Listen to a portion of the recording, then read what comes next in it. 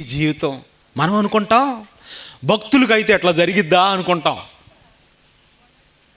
మనకి ఏం కష్టాలు రాకూడదు, మనకంతా బాగుండాలి, అప్పుడే దేవుణ్ణి నమ్ముతాం, అప్పుడే గుడికి వస్తాం.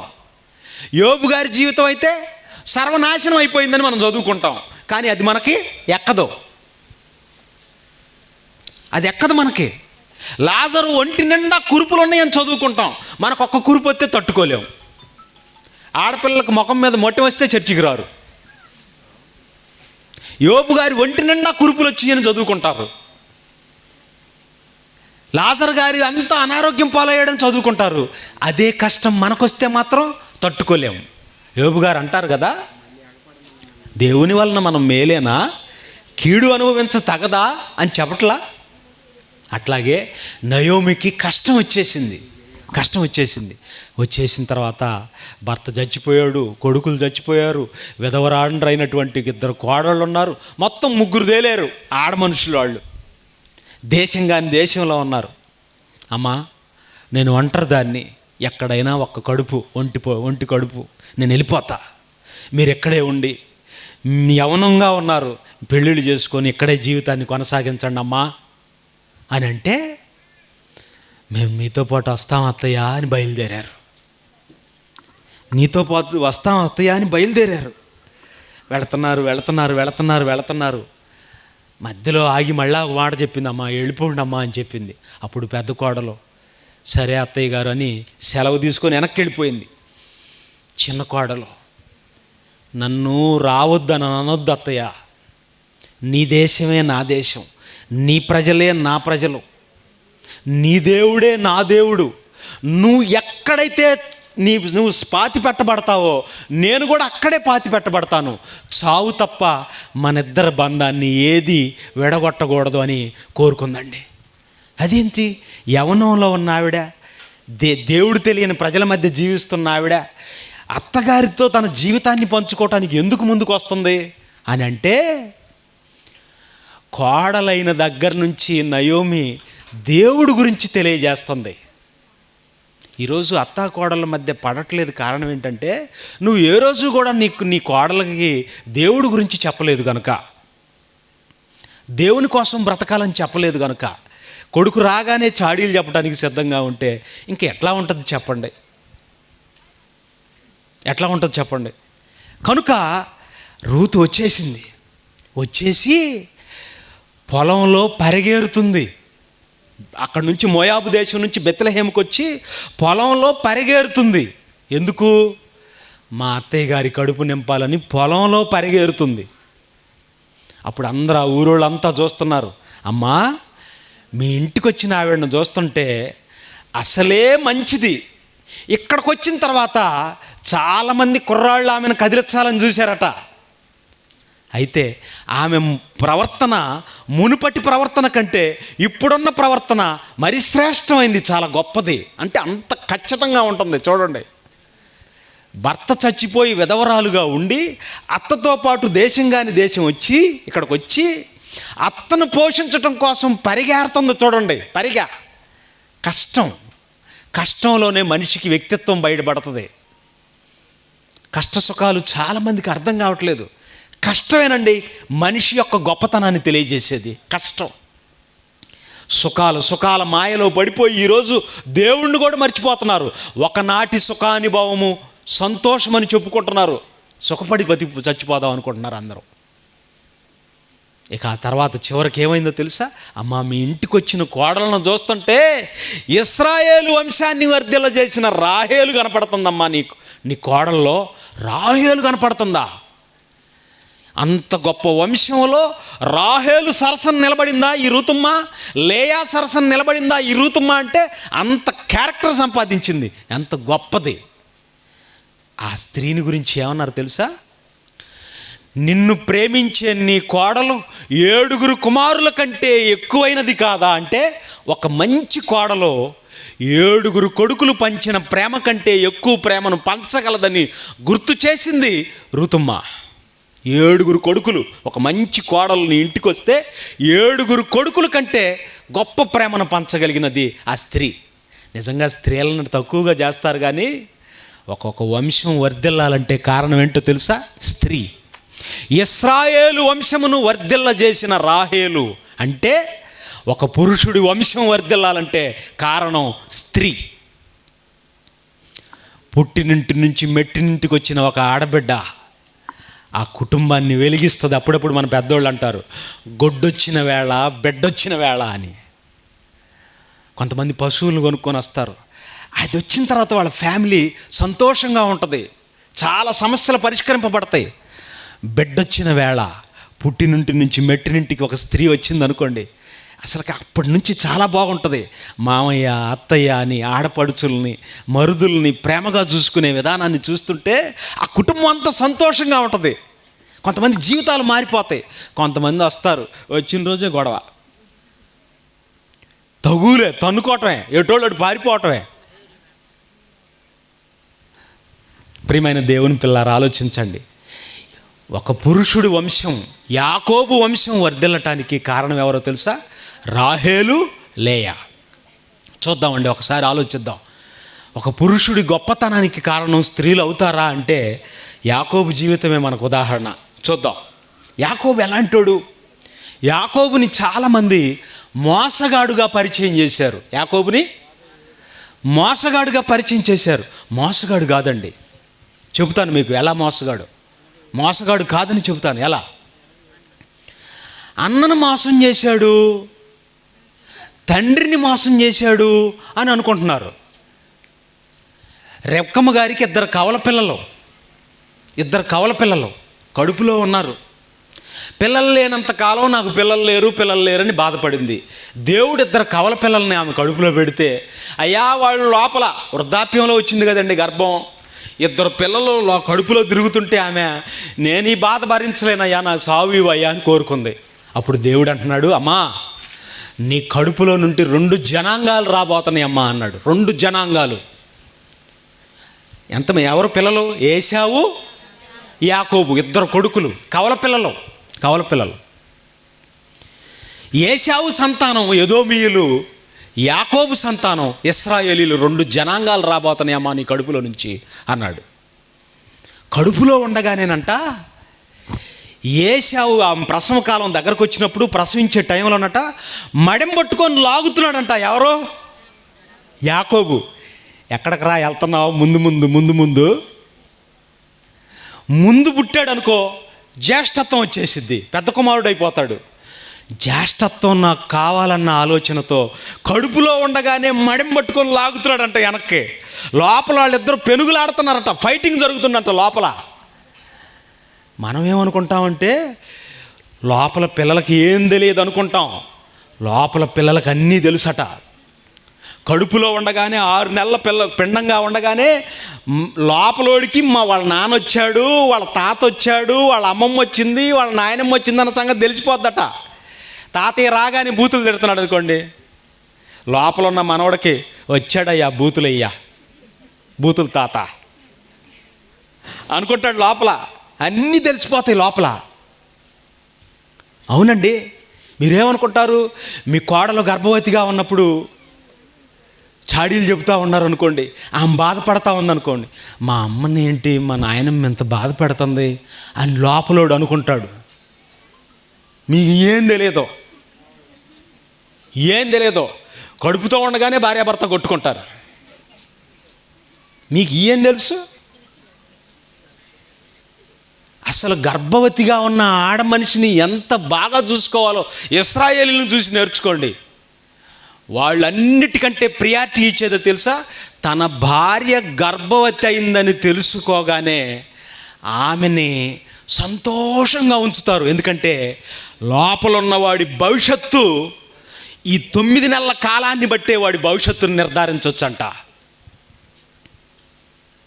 కానీ ఈరోజు మన పిల్లలు ఇలా అవటానికి కారణం 90% గర్భంలో ఉండగానే సీరియల్ చూస్తూ ఉంటుంది, గుడ్లు అట్లా అప్పగించి చూస్తూ ఉంటుంది. అక్కడ ఆ మోసాలు, ఆ కుట్రలో వాడు ఆ సీరియల్ వాడు కంటిన్యూగా వేస్తాడా? బాగా మంచి సీన్ దగ్గరకు తెచ్చి ఆపేస్తాడు.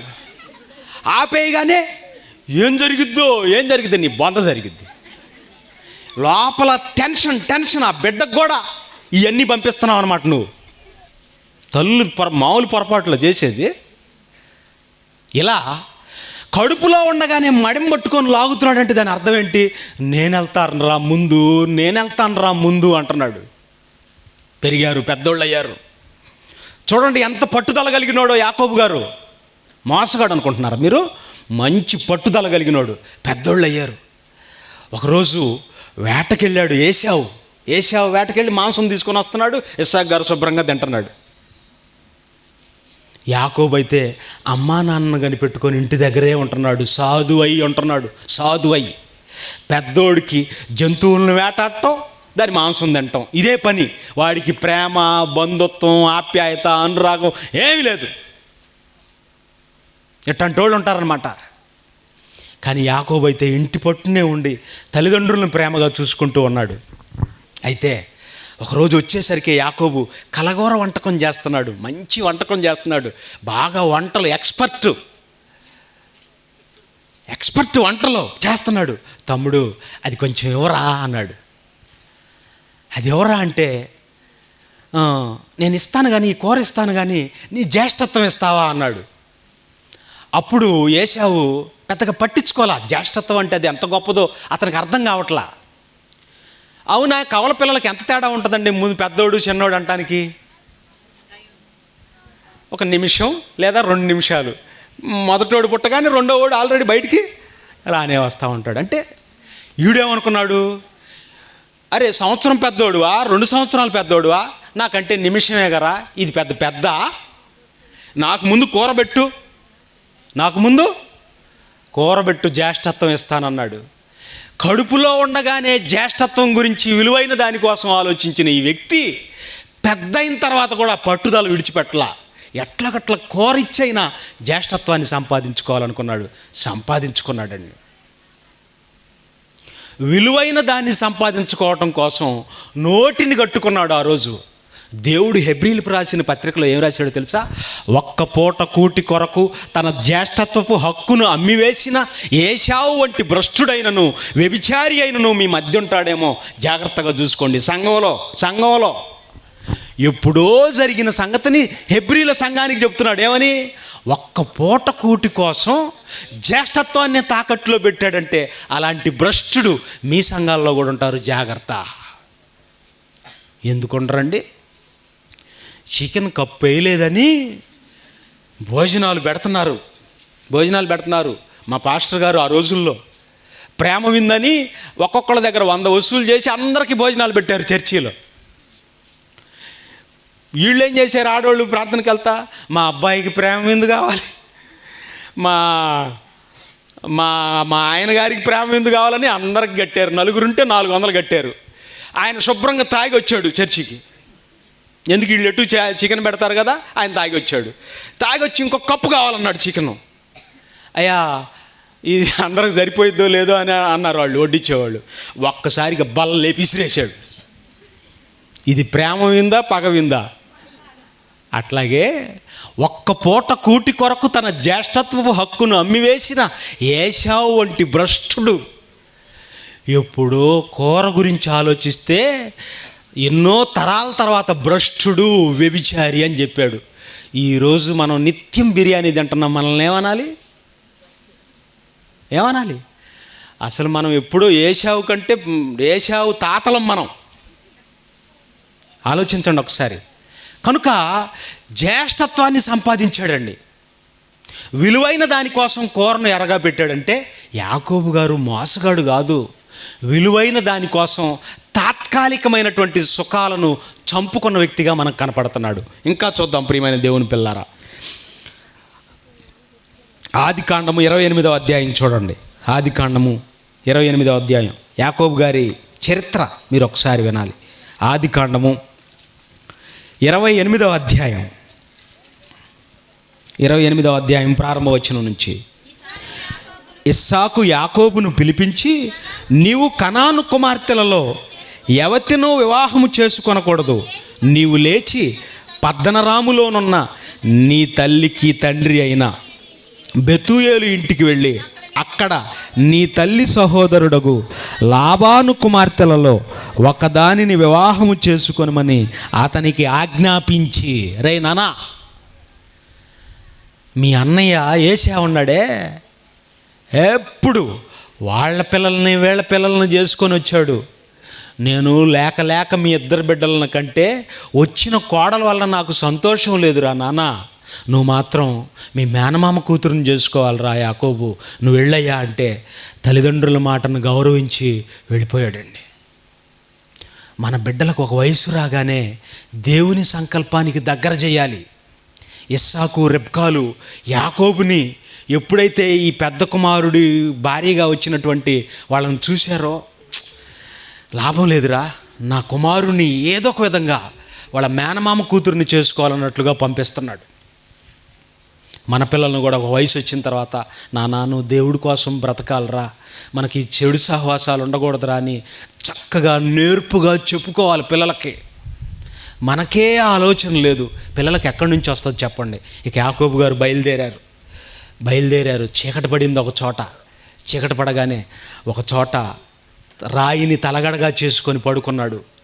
అక్కడ ఒక కలగన్నాడు. ఆకాశానికి నిచ్చెన వేయబడింది. ఎక్కుతూ దిగుతూ కనపడుతున్నారు. ఒకటి అర్థమైపోయింది అన్నమాట, ఇది దేవుని మందిరము, బేతేలు అని పేరు పెట్టేశాడు.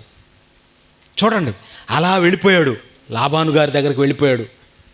అక్కడ వాళ్ళని చూశాడు. అక్కడ మందలు కాచుకోవటానికి చాలా మందలు ఉన్నాయి. అక్కడ వాళ్ళని చూశాడు. అన్నలారా, మా మామయ్య గారు మీకేమన్నా తెలుసా అని అడిగాడు. అన్నలారా, ఎట్లా పిలిచాడు? అన్నలారా. మనం బయటికి ఎక్కడికైనా వెళ్ళినప్పుడు ప్రతి ఒక్కరిని మర్యాదగా పిలవాలి. యాకోబు గారి దగ్గర నుంచి నేర్చుకోండి. అన్నలారా అంటున్నాడు.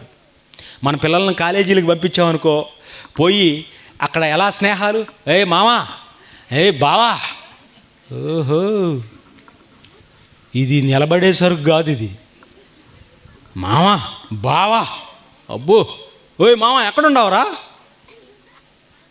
చూసారా, మర్యాద లేదు, సంస్కారం లేదు. అక్కడికి వెళ్ళిపోయి ఆ ప్రాంతానికి వెళ్ళి, అన్నలారా మా మామయ్య గారు మీకేమన్నా తెలుసా అని అడిగితే, మాకెందుకు తెలియదయ్యా, ఆయన కుమార్తె రాహేలు వచ్చింది చూడు, గొర్రెలను కాస్తుంది. ఆడపిల్ల ఉండి మందన కాస్తుందో చూడండి. ఆ రోజుల్లో తల్లిదండ్రులకు పుట్టినటువంటి ఆడపిల్లలు ఎంత కుటుంబానికి సహాయపడ్డారో చూడండి. మరి ఈ రోజుల్లో వాళ్ళు పడుకున్న పడకనే మడతారు. ఉదయాన్నే లేవగానే ఎప్పుడో 8 గంటలకు లేస్తారు. అసలు క్రమశిక్షణ లేదు. మరి రాహేలును చూడండి, ఎంత చక్కగా ఉందో చూడండి. తండ్రికి సహాయపడుతుంది. పరిగెత్తుకుంటా వెళ్ళిపోయింది. నానా బావొచ్చాడు నానా అని చెప్పగానే పరిగెత్తుకుంటా ఆయన వచ్చాడు. ఇంటికి తీసుకెళ్ళిపోయారు. కొన్ని రోజులు ఉన్నాడు. కొన్ని రోజులు ఉన్న తర్వాత, ఒరే నానా యాకోబు, మావయ్య అంటున్నాడు, మీ అమ్మ నేను నిన్ను ఉచితంగా పని చేయించుకున్నాను అని అంటదేమోరా, మేనల్లుడితో ఉచితంగా పని చేయించుకున్నాడు మా అబ్బాయితో అనుకుంటుందేమో. నీకు జీతం ఏం కావాలరా అని అడిగాడు. జీతం కావాలి ఏంటని అడిగాడు. అప్పుడు అంటాడు, మావయ్య ఇదిగో మీ అమ్మాయి ఉందే, చిన్న అమ్మాయి, ఆ అమ్మాయిని నాకు పెళ్లి చేయి మావయ్య, 7 సంవత్సరాలు నీకు కొలువు చేస్తాను మావయ్య అన్నాడు. నీకు జీతం ఏం కావాలని అంటే, నీకు ఎంత ఇస్తానని చెప్పకముందే ముందుగానే ఏమంటున్నాడు, నీకు 7 సంవత్సరాలు కొలువు చేస్తాను, ఆ అమ్మాయిని నాకు ఇచ్చి పెళ్లి చేయి అంటాడు. వెళ్ళిందే పెళ్లి చేసుకోవటం కోసం 7 సంవత్సరాలు కొలువు చేస్తానని చెప్పాడు. చూసారా, అంటే నువ్వు నాకు ఊరికే ఇవ్వద్దు మావయ్య, నీకు పని చేస్తాను, 7 సంవత్సరాలు పని చేస్తాను అన్నాడు. పని చేశాడండి. 7 సంవత్సరాలు కొలువు చేశాడు. ఆ పీరియడ్ అయిపోయింది, 7 సంవత్సరాలు అయిపోయింది. ఇక టైం వచ్చింది. మావయ్య అనుకున్న మాట ప్రకారం నీ కుమార్తెను నాకు ఇచ్చి పెళ్లి చేయనగానే ఆ రోజు అందరికీ భోజనాలు పెట్టి, లాబాను గారు అందరికీ భోజనాలు పెట్టి, మరి పరిగ్రహ కార్యక్రమానికి వచ్చేసరికి పెద్ద కూతురు లేయాని పంపించేశాడండి. చిన్న కూతురుని పెళ్లి చేసుకోవటం కోసం 7 సంవత్సరాలు కొలువు చేస్తే పెద్ద కూతురుని పంపించాడు. ఉదయాన్నే లేవగానే లేయా కనిపించింది. ఏంటి మావయ్య, ఏంటి ఇలా చేసావు? ఒరే మల్లుడు, మా దేశ సాంప్రదాయం ప్రకారం పెద్ద కుమార్తెకు పెళ్లి చేయిందే చిన్న కుమార్తెకు పెళ్లి చేయవరా అని చెప్పాడు. మరో 7 సంవత్సరాలు కొలువు చేయి నాయనా అన్నాడు. చూసారా, 7 ఎంత అయింది? 14 సంవత్సరాలు అయింది. ఈ 14 సంవత్సరాల్లో మేనమామ కూతురుని పెళ్లి చేసుకోవటం కోసం 14 సంవత్సరాలు ఆ ఇంట్లోనే ఉంటూ ఎప్పుడైనా రాహేలుతో కానీ లేయాతో కానీ అసభ్యంగా ప్రవర్తించినట్టు కానీ, ద్వంద్వార్థాలు డబుల్ మీనింగ్ డైలాగ్స్ మాట్లాడినట్టు కానీ మీకు ఏమైనా కనిపిస్తుందా? కనిపించదు. చూసారా, 14 ఏళ్ళు ఎంతో పట్టుదలతో తనను తాను నిగ్రహించుకొని ఎంత జాగ్రత్తగా ఉన్నాడు మీరు ఆలోచించండి. పట్టుదల కలిగినోడు, ఎంత పట్టుదల కలిగినోడు ఆలోచించండి. తన మేనమామ కూతురుని పెళ్లి చేసుకునే అర్హత తనకున్నా 14 సంవత్సరాలు అదే ఇంట్లో ఉంటూ పలానా ఆవిడ్ని చేసుకోవటం కోసం నేను ఈ 14 సంవత్సరాలు కొలువు చేస్తానన్న సంగతి తెలిసి కూడా ఏ రోజు అమర్యాదగా ప్రవర్తించలేదు. క్యారెక్టర్ ఎంత కాపాడుకున్నాడు చూడండి. అందుకనే నేను అబ్రహాము దేవుడను, ఇస్సాకు దేవుడను, యాకోబు దేవుడను అంటున్నాడు. యాకోబు దేవుడు నేను. ఎంత దేవుడు ఊరికే నేను పలానా ఆయన దేవుడు అని చెప్పడం, వాళ్ళల్లో మంచి క్వాలిటీస్ చూస్తాడు. యేసు ప్రభు వారితో సమరయ స్త్రీ మాట్లాడుతుంది.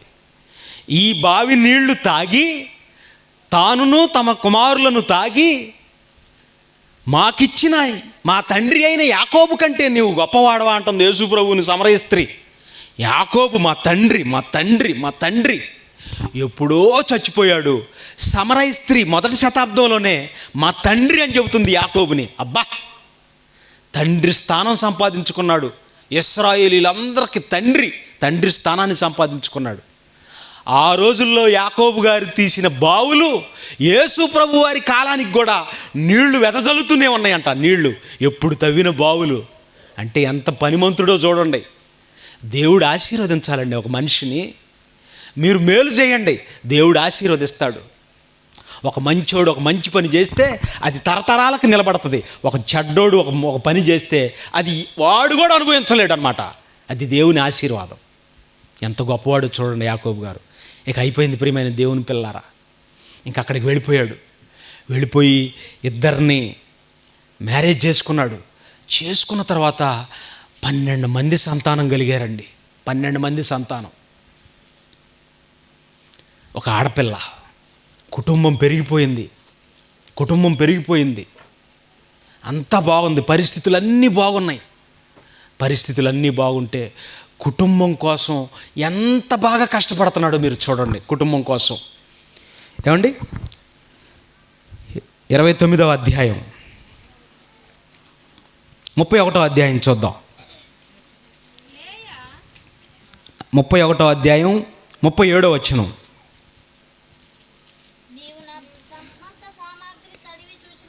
నీవు నా సమస్త సామాగ్రి తడివి చూచిన తర్వాత నీ ఇంటి వస్తువులన్నిటిలో ఏది దొరికెను నా వారి ఎదుటను నీ వారి ఎదుటను అది ఇట్లు తెచ్చిపెట్టుము. వారు మన ఉభయుల మధ్య తీర్పు తీర్చుదురు. ఈ 20 ఏండ్లు నేను నీ వద్ద ఉన్నాను మామయ్య అని చెబుతున్నాడు. సంసారం పెరిగిపోయింది, బిడ్డలు పెరిగి వచ్చారు. వాళ్ళ కోసం నేను ఏం చేయాలని ఆలోచిస్తున్నాడు.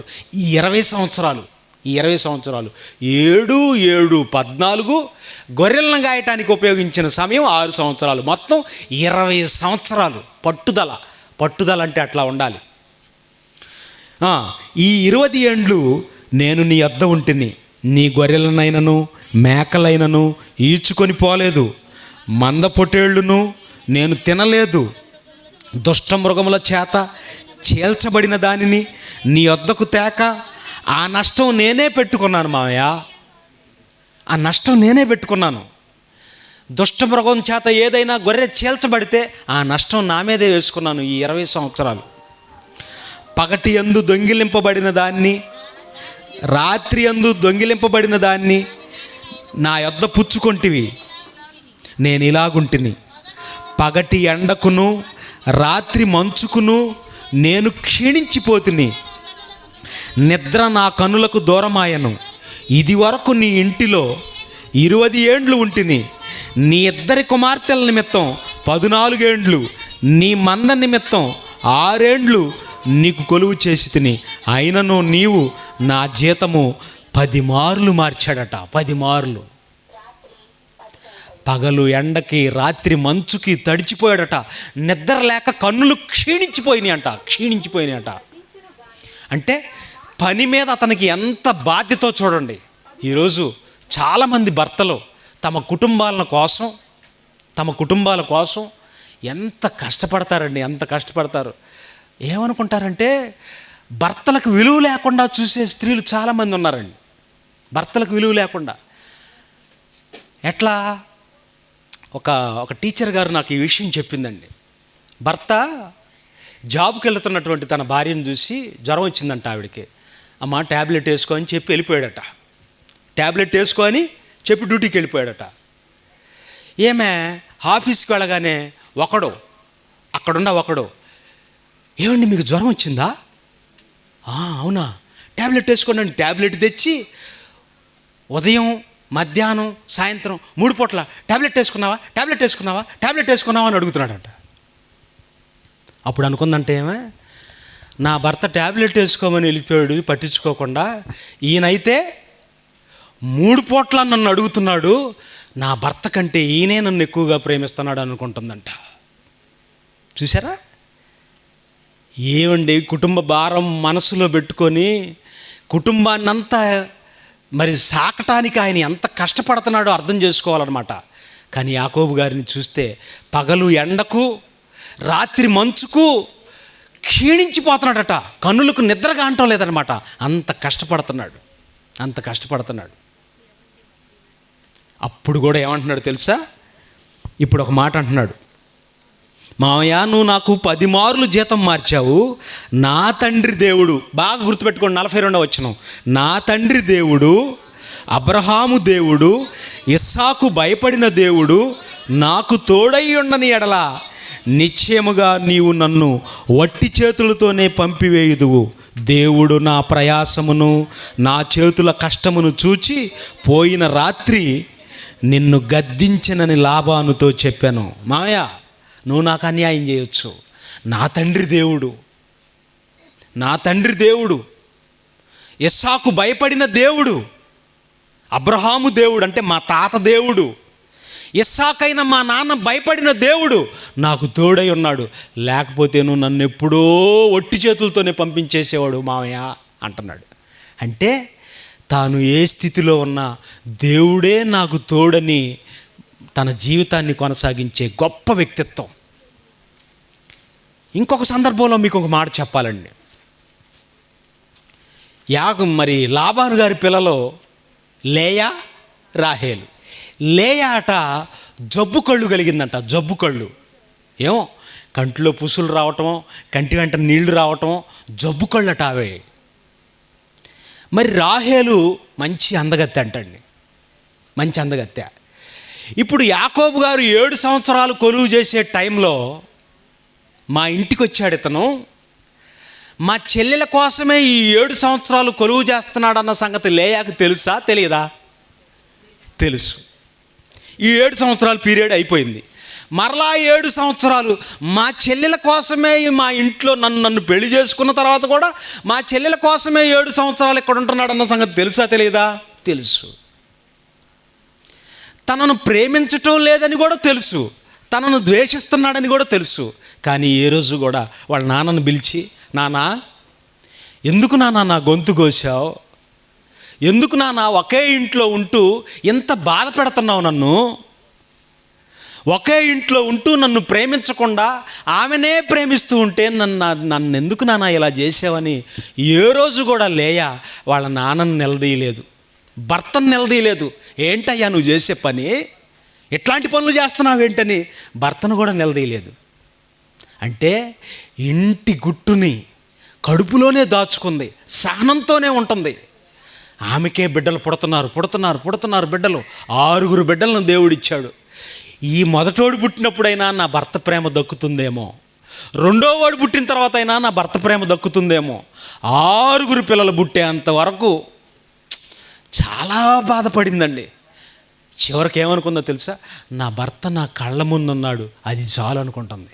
ఎంత మంచి వ్యక్తిత్వం చూడండి. కుటుంబాలు డెవలప్ అవ్వాలనంటే మనకు కలిగిన కష్టాన్ని వెంటనే బయటపెట్టి రచ్చ చేసి బయట పెట్టడం కాదు, సహనం కావాలి. సహనం. తన భర్త తనను ప్రేమించటం లేదని తెలిసి బిడ్డలు కలిగిన తర్వాత అయినా ఏదో ఒక విధంగా నా మీద ప్రేమ కలుగుతుందని ఆలోచించి సహనంతో ఉంది. ఆమెకు పుట్టిన కొడుకే యోధా. ఆ యోధా గోత్రంలో నుంచే యేసుక్రీస్తు వారు వచ్చారు. ఏ భర్త ఆదరణ లేదో, ఏ భర్త ప్రేమ లేదో, ఆమె గర్భం నుంచే యోధా అని ఆయన పుడితే ఆ యోధా గోత్రం నుంచే ప్రపంచానికే సంతోషం కలిగించే యేసుక్రీస్తు రావాల్సి వచ్చింది. ఏ రోజు కూడా తన భర్తను తప్పుపట్ల. చూసారా ప్రియమైన దేవుని పిల్లరా, ఎంత మంచి వ్యక్తిత్వం.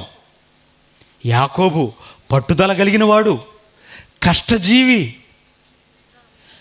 విలువైన దానికోసం తాత్కాలికమైనటువంటి సుఖాలను విడిచిపెట్టే తత్వం. ఇట్లా గొప్పవాడు అయిపోయాడండి. ఇక ఆస్తిపాస్తులన్నీ తీసుకొని వస్తున్నాడు. మామయ్య అడ్డగించిన తర్వాత ఇక భార్యలను పిలుస్తున్నాడు. ఒకరోజు తన భార్యలను పిలుస్తున్నాడు. ఎలా పిలుస్తున్నాడు చూడండి. ఆదికాండము 31వ అధ్యాయం 5వ వచనం. ఎక్కడికి పిలిపించాడు? 3వ వచనం. అప్పుడు యెహోవా, నీ పితరుల దేశమునకు నీ బంధువుల యొద్దకు తిరిగి వెళ్ళు. యాకోబు, ఇంకైపోయింది. ఆస్తిపాస్తులు నీకు బాగా పెరిగిపోయాయి. ఇప్పుడు మీ మామగారి కన్నుబడింది, ఆయన బిడ్డల కన్నుబడింది. ఇక నీ ప్రాణానికి ప్రమాదమే. బావమర్దులు బ్రతకగోరతారంటారు మీరనే మాట.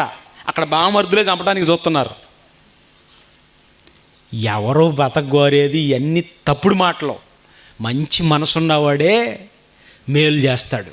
అది దేవుణ్ణి కలిగినోడే మేలు చేస్తారు. బావమర్దులు కాదు, బావలు కాదు, ఏం కాదు. ఓకేనా?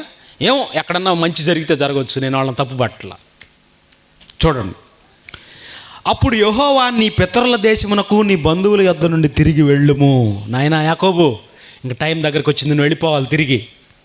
నేను నీకు తోడై ఉండేదనని యాకోబుతో చెప్పగా, యాకోబు పొలములో తన మంద యొద్దకు రాహేలును లేయాను పిలువనంపించి వారితో ఎట్లా, నేను పొలంలో ఉన్నాడు, ఇద్దరిని పిలిపించాడు. లేయాని రాహేలుని పిలిపించాడు. అమ్మాయి చెబుతున్నాడు వాళ్ళిద్దరికి, మీ తండ్రి కటాక్షము నిన్న మొన్న నా మీద ఉండినట్లు ఇప్పుడు నా మీద ఉండలేదని నాకు కనబడుచున్నది. అయితే నా తండ్రి యొక్క దేవుడు నాకు తోడై ఉన్నాడు. మీ తండ్రికి నా యావచ్చక్తితో కొలువు చేసినని మీకు తెలిసే ఉన్నది. మీ తండ్రి నన్ను మోసపుచ్చి 10 మార్లు నా జీతము మార్చెను. అయినను దేవుడు అతన్ని నాకు హాని చేయనీయలేదు. అతడు పొడలు గలవి జీతమగునని చెప్పిన ఎడల అప్పుడు మందలన్నీయు పొడలు గల పిల్లలను నేనెను. చారలు గలవి నీ జీతమగునని చెప్పిన ఎడల అప్పుడు మందలన్నీయు చారలు గల పిల్లలు నేనెను. అట్లు దేవుడు మీ తండ్రి పశువులను తీసి నాకిచ్చాను. మీ నాన్నగారు పొడలు కలిగినవి నీవిరా అన్నప్పుడు, పొడలు కలిగినవి నీవు అన్నప్పుడు మందలన్నీ పొడలు కలిగిన పిల్లలు. చారలు కలిగినవి నీవురా అన్నప్పుడు మందలన్నీ చారలతో పుడుతున్నాయి అంట. గుర్తులు అవి. నేను మీ నాన్నగారికి యావచ్చక్తితో కొలువు చేశాను, మీకు తెలుసు కదా అంటున్నాడు. భార్యలను చూడండి ఎంత జాగ్రత్తగా చెప్పుకుంటున్నాడు. ఇప్పుడు ఏమనాలి? అయ్యా ఇంతకాలం ఉన్నాం కదా, పిల్లలు కలిగారు, ఆస్తిపాస్తులు వచ్చినాయి, మన నాన్నగారి దగ్గరే ఉందాం అంటున్నారా వాళ్ళు? ఏమంటున్నారు చూడండి క్రింద 14వ వచనం. అందుకు రాహేలును లేయాయు, ఇంకా మా తండ్రి ఎంట మాకు పాలు పంపులు ఎక్కడివి? అతడు మమ్మను అన్యులుగా చూచుటలేదా? అతడు మమ్మను అమ్మివేసి మాకు రావలసిన ద్రవ్యమును బొత్తిగా తినివేశాను. దేవుడు మా తండ్రి యొద్ద నుండి తీసివేసిన ధనమంతయు మాదియు మా పిల్లలదే ఉన్నది కదా. కాబట్టి దేవుడు నీతో చెప్పినట్లెల్లా చేయమని అతనికి ఉత్తరం ఇవ్వగా, చివరికి ఏమంటున్నారు తెలుసా? భర్తకి ఎంత సపోర్ట్గా ఉన్నారు చూడండి. దేవుడు నీకు ఏం చెబితే అది చెయ్యి, దేవుడు నీకు ఏం చెబితే అది చెయ్యి అంటున్నారు. అంటే నీకు భార్యలుగా మేము ఉన్నాం, దేవుడు నిన్ను ఎలా నడిపిస్తే అలా నడువు అని పూర్తిగా భర్తకి అధికారం ఇచ్చి నడుస్తున్నారు. భర్త అంటే శిరస్సు. భర్త అంటే తల, భర్త అంటే స్త్రీకి శిరస్సు. నువ్వు బయటికి వెళ్ళేటప్పుడు, ఒక స్త్రీ బయటికి వెళ్ళేటప్పుడు తన భర్త తలకాయని పెట్టుకొని బయటికి వెళ్తుందని అర్థం. తెలుసా మీకు ఎప్పుడైనా? ఎవర్రా ఆవిడ? పలానాయన భార్య. అమ్మో ఎంత మంచిదిరా అంటే, నువ్వు బయటికి వెళ్ళేటప్పుడు నీ భర్త నీ మొండం మీద, నీ మెడ మీద ఆయన తలకాయ పెట్టుకొని వెళ్ళిపోతున్నావు అనమాట. ఆలోచించండి. యాకోబు వంశాన్ని వర్ధిల్లజేసిన రాహేలు, ఆ లేయాని చూస్తే ఏ రోజు కూడా భర్తతో గొడవ పెట్టుకోలేదు, ఏ రోజు కూడా తన కుటుంబాన్ని బయట పెట్టుకోలేదు. ఆ తర్వాత భర్త మాట విని బయలుదేరి వెళ్ళిపోయారు. ఇక యబ్బోకు రేవు దాటారు. అప్పుడు రాత్రంతా దేవదూతతో పోరాడుతున్నాడు యాకోబు గారు. దేవదూతతో పోరాడుతున్నాడు. అది చూడండి ప్రియమైన దేవుని పిల్లారా, ఆదికాండము 32వ అధ్యాయం. ఇది ఎంత మంచి క్యారెక్టర్ చూడండి ఒకసారి. 22వ వచనం, 32:22. ఆ రాత్రి అతడు లేచి తన 2 భార్యలను, తన 2 దాసీలను, తన 11 మంది పిల్లలను తీసుకొని యబ్బోకు రేవు దాటిపోయాను. యాకోబు వారిని తీసుకొని ఆ ఏరు దాటించి తనకు కలిగినదంతయు పంపివేశాను. యాకోబు ఒక్కడు మిగిలిపోయాను. పిల్లల్ని అందరినీ పంపించేశాడు, ఒక్కడే మిగిలిపోయాడు. ఒక నరుడు తెల్లవారు వరకు అతనితో పెనుగులాడెను. తాను అతన్ని గెలువుకుండుట చూచి తొడగూటి మీదను అతన్ని కొట్టెను. అప్పుడు అతడు అతనితో పెనుగులాడుట వలన యాకోబు తొడగోడు వసిలెను. అప్పుడు తెల్లవారుచున్నది. అంటే రాత్రంతా పోరాడుతున్నాడు, తెల్లవారేదాకా పోరాడుతున్నాడు. ఎంత పట్టుదల కలిగినాడు చూడండి. ఏమంటున్నాడు? నాకు టైం అయింది, నేను వెళ్ళిపోతాను, తెల్లవారింది, నేను వెళ్ళిపోతాను అని అంటే, నీవు నన్ను ఆశీర్వదించితేనే అంటున్నాడు. పోరాడుతున్నాడు. తన శక్తికి మించి పోరాడుతున్నాడు. పురుషుడంటే అట్లా ఉండాలి, శక్తికి మించి పోరాడాలి, ఎప్పుడు ఓటమిని అంగీకరించకూడదు. ఇక చివరికి తొడగూడు వసిలెను. ఒక్కటి వేసేసరికి ఇది ఊడిపోయింది, ఈ జాయింట్ తెగిపోయింది. ఇది నా శరీరంలో తొడగూడు వసిలినా పర్వాలేదు, కానీ దేవా నీ ఆశీర్వాదం కావాలయ్యా అని కోరుకున్నాడు. నా దేహంలో ఒక పార్టు లేకపోయినా పర్వాలేదు, నీ ఆశీర్వాదం లేనిదే నేను బ్రతకలేను. ఆశీర్వాదం అంటే ఏమనుకుంటున్నారు? ఆస్తిపాస్తులు పెరగటం అనుకుంటున్నారు. ఆస్తిపాస్తులు మందలైతే అవి చాలా ఉన్నాయి. కాదు, నువ్వు నాకు ఇచ్చిన దానికంటే నువ్విచ్చే ఆశీర్వాదమే నాకు మెండని రాత్రంతా పోరాడాడండి. అంత మంచి భక్తుడండి యాకోబు గారు. చూడండి ఆయన జీవితం అంతా, చూడండి ఎంత బాగుందో చూడండి. ఆయన జీవితం అంతా ఎంత కష్టాన్ని చవి చూశాడు. ఇక భార్యలు చూస్తేనండి, పుట్టింటి మీద మమకారం పెట్టుకోలేదు. తాను ఎక్కడికి వెళ్ళిందో ఆ పురుషుడి వంశాన్ని వర్ధిల్లజేయాలని చూస్తుంది. మాటకి మా ఆయన కొడుతున్నాడు, మా అత్తట చేస్తుందని ఫోన్లు చేసి చెప్పటం, కుటుంబాలను పాడు చేసుకోకూడదు. ఆలోచించండి ప్రియమైన దేవుని పిల్లారా. ఇలా యాకోబు వంశం వర్ధిల్లిందంటే అతని భార్యలు ఎంత సపోర్ట్ చేశారో చూడండి. అందుకనే అందము మోసకరము, సౌందర్యము వ్యర్థం అన్నాడు. కళ్ళు లేకపోతే, జబ్బు కళ్ళు కలిగిన అయితే లేయమ్మ బంగారం. చాలామంది ఈ ముఖం అందం అంటే ఏం చూపిస్తారు? అందం అంటే జనరల్గా ముఖం ఇదేనా? మొహం చూడగానే కోటేరు లాంటి ముక్కంట, చేప కళ్ళు అంట, పావు నాలుకంట. ఇది అందమా ఏమ్మా? ఇది అందమా? కాదు, పనిముట్లు ఇవి. ఉదయం చెప్పారు కదా, ఇవేంటి? దేవుని పని చేయటానికి దేవుడు మనకు అమర్చిన పనిముట్లు. ఆ లైటు అది అందం కాదు, అది పనిముట్టు, మనకు వెలుగును అందించాలి. ఇది పనిముట్టు. నా చిన్న శబ్దాన్ని మీకు పెద్దదిగా వినిపించడానికి పనిముట్లు. కళ్ళు కూడా దేవుని పని చేయటానికి దేవుడు మానవ దేహానికి అమర్చిన పనిముట్లు. ఇవన్నీ పనిముట్లు. ఈ పనిముట్లను చూసుకొని అందం అని విర్రవీగుతున్నారు చాలామంది. అందము మోసకరము, సౌందర్యము వ్యర్థము. వివేకము లేని సుందర స్త్రీ పంది ముక్కునున్న బంగారు కమ్మి వంటిది. అంటే అందగత్తెకు వివేకం ఉండాలి. తన కుటుంబాన్ని కట్టుకునే వివేకం ఉండాలి. లేయాయి జబ్బు కళ్ళు అయితే మాత్రం కుటుంబాన్ని కట్టుకున్న గొప్ప సహనశీలి, త్యాగమయి, అట్లాంటి క్యారెక్టర్ కలిగి ఉండాలి. అందువల్లనే యాకోబు వంశం వర్ధిల్లింది, ఇశ్రాయేలీల వంశం వర్ధిల్లింది. ప్రియమైన దేవుని పిల్లారా, ఆయన కుటుంబం నుంచే ఒక మహానుభావుడు వచ్చాడు. ఆయన పేరే యోసేపు. యాకోబుకి ఆయన కొడుకైన యోసేపుకి ఇద్దరికి దగ్గర సంబంధాలు ఉన్నాయండి. యాకోబు తల్లిదండ్రుల దగ్గరే ఉన్నాడు, యోసేపు కూడా చిన్నప్పటి నుంచి తండ్రి దగ్గరే ఉన్నాడు. ఎప్పుడు బిడ్డలు తండ్రిని అంటి పెట్టుకొని జీవించాలి. మన వాళ్ళకి 14 ఏళ్ళు రాగానే తండ్రిని విడిచిపెడతారు, ఫ్రెండ్స్తో తిరిగి వస్తూ ఉంటారు. తండ్రి స్నేహం చేయాలి పిల్లలు, ఆ కుటుంబాలు బాగుంటాయి. చూసుకోండి, యాకోబు తల్లిదండ్రుల దగ్గర పెరిగాడు, యోసేపు కూడా తల్లిదండ్రుల దగ్గరే పెరిగాడు.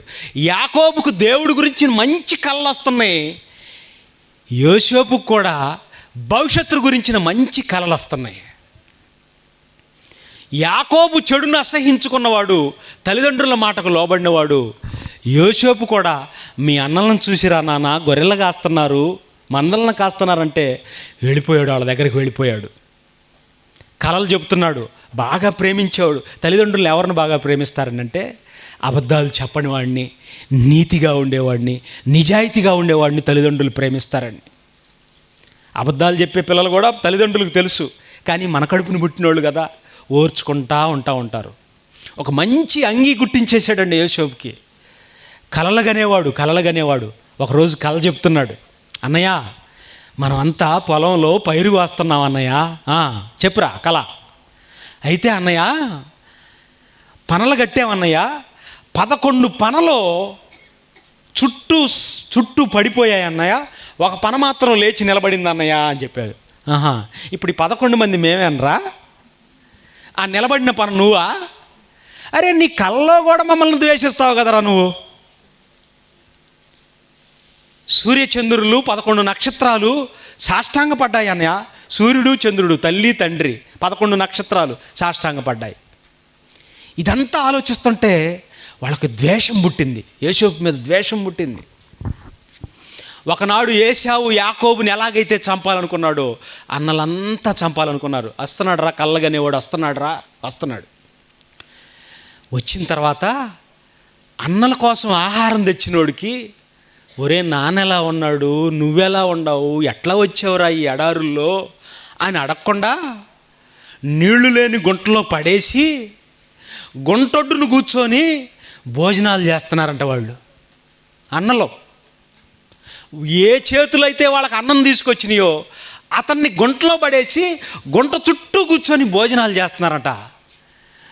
అన్నయ్య ఏంటన్నయ్య నన్ను ఇలా చేశారు అని ఏడుస్తున్నాడు. అప్పుడు వాళ్ళు అనుకున్నారు, వీడిని చంపితే మనకు దారి ఖర్చులకు కూడా డబ్బులు ఉండాలి కదా, వీడిని వేరే వాళ్ళకి అమ్ముకుందాం అనుకున్నారు. ఇష్మాయేలీలకు అమ్మారు, ఒక వస్తువుని అమ్మినట్టు అమ్మారు.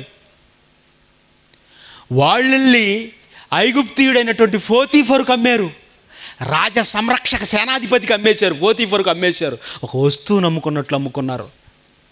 ఏ రోజు కూడా నన్నేంటి ఈ పరిస్థితుల్లోకి తీసుకొచ్చారు మా అన్నయ్యలో, వాళ్ళ మీద కక్ష పెంచుకోలేదు. దేవుడు నన్ను ఈ స్థితిలో ఎందుకు ఉంచాడో అని దేవుడి మీదే ఆధారపడిన జీవితం చూడండి. యాకోబు గారి జీవితం కూడా చూడండి, దేవుడి మీదే ఆధారపడుతున్నాడు. దేవుడే నాకు తోడై ఉన్నాడని నమ్మినోడు. మీరు ఏ కష్ట పరిస్థితుల్లో ఉన్నా ఎప్పుడు బాధపడకూడదు, దేవుడే మన జీవితాన్ని నడిపిస్తున్నాడని గుర్తుపెట్టుకోవాలి. మీరు ఎవరు కూడా కష్టాలు వచ్చినప్పుడు దేవుడు లేడు అనకూడదు. దేవుడే మన జీవితం వెనకుండి అన్నీ నడిపిస్తున్నాడు, అది గుర్తుపెట్టుకోండి. ఇక పోతీఫర్ ఇంటికి వెళ్ళిపోయాడు. పోతీఫర్ అన్నాడు, ఇతని నమ్మకత్వాన్ని చూసి ఏ రోజైతే ఇతను ఆ పోతీఫర్ ఇంట్లో అడుగు పెట్టాడో అతని కుటుంబం ఆశీర్వదింపబడుతుందట. అవును, ఒక మంచోడు ఏ ఇంట్లోకి అడుగు పెట్టినా కూడా మంచే జరుగుతుంది. ఇలా సాగుతున్న క్రమంలో, నాయన నేను భోజనం తిని పక్కకు తప్పుకుంటాను, ఇదంతా నువ్వే చూసుకోవాలని అప్పచెప్పాడండి యోసేపుకి. అంతా నువ్వే చూసుకోవాలి. రోజు ఆ ఇంట్లో ఆ పోతీఫరు భార్య రోజు ఇతడు సుందరుడై ఉండటం చూసి రోజు మాట్లాడుతుందంట. మాటలు మాటలు. ఒక మనిషితో మనం సంబంధం ఏర్పరచుకోవాలంటే మాటలు. ఆ రోజు యోసేపుతో పోతీఫరు భార్య రోజు మాట్లాడుతుందట. ఎందుకంటే వ్యామోహపడుతూ ఎవరూ లేని సమయంలో అతన్ని లోబర్చుకోవాలని ప్రయత్నించింది. అప్పుడు అంటున్నాడు, పరలోకమందున్న తండ్రికి ఈ ఘోరమైన దుష్కార్యం చేసి నేను ఎలా తప్పించుకోవాలని వస్త్రాన్ని ఆమె దగ్గర విడిచిపెట్టి పారిపోయాడు. చెయ్యని నేరానికి ఈ పోతీఫర్ ఉన్నాడే, రాజ సంరక్షక సేనాధిపతి, అంత హై రేంజ్లో ఉండి ఎంత నమ్మకస్తుడని ఇంత పదవినిచ్చాడు కదా, ఇతడు చేశాడా లేదా అని కనుక్కోలేదండి. భార్య చెప్పిన మాటే నమ్మాడు. అందరిని పిలిచింది. తన ఆలోచన నెరవేరకపోయేసరికి అందరిని పిలిచింది. చూసారా, మన దాసుడిని తీసుకొచ్చి ఇంట్లో పెట్టావు బాగానే ఉంది, అంతటితో ఊరుకున్నావా, పెత్తనం అంతా ఇచ్చావు, వాడు ఈరోజు నా మీదకే వచ్చాడని చెప్పేసి కదల్లేసింది. ఆడమాట నమ్మేశాడండి. రాజ సంరక్షక సేనాధిపతి అయిన పోతీఫరు సేవకుడి నమ్మకత్వాన్ని గుర్తించలేదు, కానీ భార్య మాట నమ్మాడు. 2 సంవత్సరాలు కఠిన కారాగారంలో ఉంచేశాడు. 2 సంవత్సరాలు కన్నీళ్లతో ఉన్నాడు. కానీ ఏ రోజైనా దేవుడా నేను ఎంత నిజాయితీగా ఉంటే నన్ను ఎందుకయ్యా ఎంత కష్టాలు పాలు చేసావని ఏ రోజు అనలా. అదే మనమైతే నేనేం తప్పు చేయలేదు, ఆమె నన్ను కోరుకుందని ఆ జైల్లో ఖైదీలందరికీ చెప్పేవాళ్ళే. ఎందుకు చెప్పలేదో తెలుసా? నాకు ఆశ్రయం ఇచ్చిన నా యజమానుడు ఒకరోజు ఆమె నన్ను తల్లిగా చూసుకుంది, ఈరోజు ఏదో వ్యామోహపడింది. ఆమెను నేను ఎప్పుడు అవమానపరచకూడదు, నా యజమానిని అవమానపరచకూడదని కడుపులో బాధనంతా అలాగే ఉంచుకొని ఇనుప సంఖ్యల చేత బాధింపబడుతున్న కన్నీరు విడిచాడే కానీ ఏ రోజు కూడా తప్పుగా మాట్లాడాల. అక్కడి నుంచి మళ్ళా బయటకు వచ్చాడు, ప్రధానమంత్రి అయ్యాడు. ఐగుప్తు దేశానికి ప్రధానమంత్రి అయిపోయాడు. కనాను దేశంలో కరువు వచ్చింది, అన్నలంతా ధాన్యం కోసం వచ్చారు. అంటే చూడండి, ఎవరైతే అన్నం పెట్టకుండా పస్తుంచారో గుంటలో పడేసి ఆ చేతులే అన్నం పెట్టే స్థితికి వచ్చాయి. ఈరోజు మీరు అలా అనుకోవచ్చు, కక్ష తీర్చుకోకూడదు. ఒకరోజు మనల్ని అలా చేశారే, వీడి మీద కక్ష తీర్చుకోవాలనుకోకూడదు. యోసేపు అలా చేయలా. అన్నలంతా వచ్చారు, అన్నయ్య ఆ రోజు మీరు నన్ను ఇలా చేశారు కదా, నేనే మీ యోసేపుని అన్నయ్య అని చెప్పాడు వాళ్ళందరికీ. చెప్పిన తర్వాత భయపడ్డారు వాళ్ళంతా. అన్నయ్య రాబో కాలంలో భయంకరమైన కరువు రాబోతుందని దేవుడు మీకంటే ముందుగా నన్ను పంపించాడు అన్నయ్య, మీరేం బాధపడొద్దు, దేవుడే నన్ను ఇక్కడికి పంపించాడని వాళ్ళ కుటుంబాలన్నింటినీ పోషించాడండి. చూసారా, యాకోబు గర్భవాసం నుంచి పుట్టిన ఒక యోసేపు వంశం, యోసేపు విలసిల్లిన ఆయన చరిత్ర చూడండి ఒకసారి. ప్రపంచ దేశాలకు అన్నం పెట్టాడు. ఆ రోజు ప్రపంచానికి కరువు వచ్చింది. ప్రపంచ మనుషులందరూ బ్రతకాలని అంటే ఆ రోజు యోసేపు కాళ్ళ దగ్గరకు వచ్చారు. ఈరోజు భారత జాతి అంతా ఈ రోజుకి బ్రతుకుతుందంటే కారణం ఏంటో తెలుసా? ఆ రోజు ఆయన మన పూర్వీకులకు అన్నం పెట్టాడు. ఈరోజు ఇశ్రాయేల్ జాతి అంతా బ్రతుకుతుందంటే కారణం ఆ రోజు ఆయన పూర్వీకులకు అన్నం పెట్టాడు. మాకు తెలిసి మా పెద్దోళ్ళు చెప్పారు, కరువు వచ్చినప్పుడట బురదలో మట్టిలో పెరుగు కలుపుకొని తిన్నారంట. బురద మట్టిలో, జిగటా మట్టిలో పెరుగు కలుపుకొని తిని బ్రతికారు. ఎందుకు వాళ్ళు అట్లా బ్రతికాల్సి వచ్చింది? వాళ్ళు ఆ రోజు చచ్చిపోతే ఏంటరే ఈ బతుకని ఊరేసుకొని చచ్చిపోతే నువ్వు ఉండేవాడు కాదు, మీ పూర్వీకులు లేకపోతే నువ్వు ఉండేవాడు కాదు, ఈరోజు ఈ టెంట కింద వాక్యం వినేవాడు కాదు. అంటే పూర్వకాలంలో భక్తులు ఇన్ని కష్టాలు అనుభవించింది భావితరాల్లో రాబోయే మన కోసం. అందుకనే యోసేపు వంశం, యోసేపు విలసిల్లిన ఆయన జీవిత చరిత్ర ఎందుకు విలసిల్లిందో తెలుసా? నాయనా, యోసేపు ఫలించడి కొమ్మ. యాకోబు వంశం ఒక మొద్దైతే, ఒక చెట్టు అయితే, ఆ చెట్టుకు 12 కొమ్మలు వస్తే ఆ కొమ్మల్లో ఒక కొమ్మే యోసేపు కొమ్మ. అబ్బా, ఏం కాసిందండి, విలసిల్లిందండి యోసేపు చరిత్ర. ఎంత బాగా అదండి జీవితం అంటే. ఈరోజు ఏ యవనస్తుడికి బుద్ధి రావాలన్నా కూడా యోసేపు జీవిత చరిత్ర చెప్పాల్సిందే. అంత గొప్ప క్యారెక్టర్. పరస్త్రీ వచ్చి కావాలని ఉవిళ్ళొగుతుంటే నా దేవుడికి భయపడుతున్నాడు. అక్కడ ఎవరు లేరు, తప్పు చేస్తే ఆయన అడిగేవాళ్ళు కూడా లేరు, కానీ దేవుడికి భయపడుతున్నాడు. చూసారా, అది క్యారెక్టర్ అంటే. మగాడంటే స్త్రీని లోపరుచుకునేవాడు కాదు మగాడంటే. మగాడంటే యాకోబు గురించి చెప్పాడు, మగసిరి కలిగినవాడు రా. మగసిరి అంటే ఏంటి?